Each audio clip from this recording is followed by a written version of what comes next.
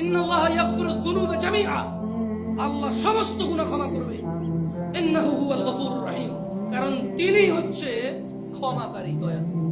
তুমি কি ওই যে পতিতালয়ের মহিলা, তার চাইতেও খারাপ যে কুকুরকে পানি পান করিয়ে জান্নাতের বিষয় জেনে গেছে? আমাদেরকে আল্লাহ নবী সাল্লাল্লাহু আলাইহি ওয়াসাল্লাম জানাইছে তার বিষয় যে সে জান্নাতে প্রবেশ করবে। সে কি ছিল? পতিতা। কি ছিল? কি ছিল? তুমি কি তার চাইতে খারাপ মনে করবে?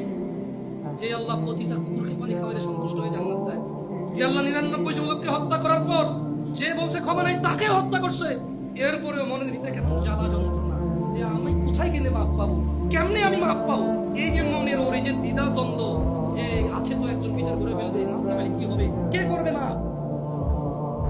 আল্লাহ তার জন্য যে জমিন তুমি এক চুল নাড়তে পারো না, আরে নাড়বা কেমনে? ওই প্লেটে টিনে রেখেছে, দেখছো? বলতেছে যে ঢাকছো খালি করো, 24 লাখ মানুষ মারা যাবে, এত মানুষ মারা যাবে, ওই মাটিকে আল্লাহ কাছে